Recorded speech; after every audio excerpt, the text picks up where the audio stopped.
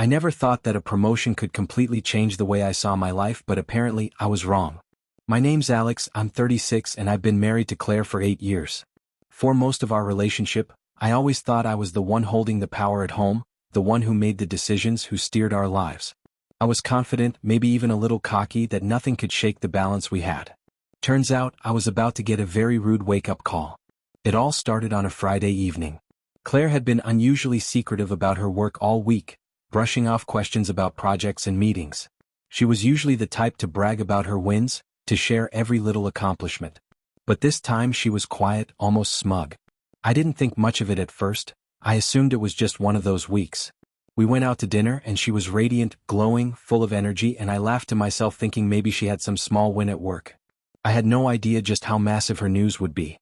Monday morning came and I walked into the office we had shared for years.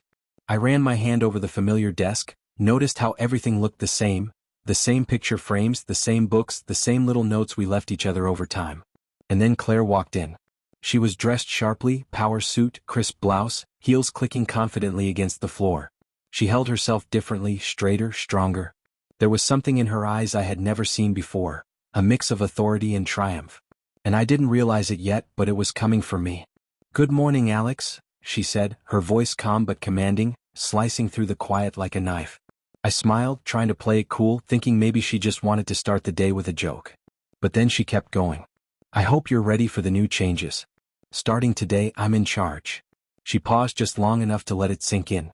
My heart skipped a beat. "And that includes all team decisions, and your position." I blinked, confused. "Wait, what?" I stammered, trying to mask the rising panic. I'd known she was ambitious, of course, but this was a whole new level. She wasn't joking, wasn't smiling. Her confidence was absolute, unshakable. "Claire, are you serious?" I asked, trying to regain my composure, to find a loophole, a mistake, anything that could give me a chance to cling to the old hierarchy. She tilted her head slightly, raising an eyebrow, the faintest smile tugging at the corner of her lips, the smile of someone who knows exactly how much power they hold. "Alex, this is serious. I've been offered the CEO position, and yes, that means I'm firing you. Effective immediately."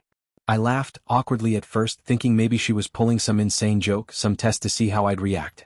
But the more I looked at her, the more I realized this was real. She wasn't going to let me talk my way out of it. She wasn't going to give me an out. She had waited for this moment, and I had absolutely no idea it was coming. My mouth went dry, my mind scrambled, and the familiar world I had built with her started to collapse in front of my eyes. I could see the subtle shift in the team's expressions. My colleagues, some confused, some trying not to laugh, were now witnesses to my humiliation. Claire's presence filled the room, every movement measured, confident, undeniable. She walked past my desk, tapping a few papers with deliberate precision, as if marking territory. And then she turned back, her eyes locking with mine. "You'll understand soon enough why this is necessary," she said softly, but the weight behind her words crushed any argument I had. I felt a mix of anger, disbelief, and something I hadn't felt in years: fear. Not the fear of losing my job, of course I'd had layoffs before, but the fear of being completely unprepared for this, of realizing I had underestimated the woman sitting across from me, the woman I had married thinking I had all the power. This wasn't just a job title. This was control, influence, and she held it all with a calm that made me feel small.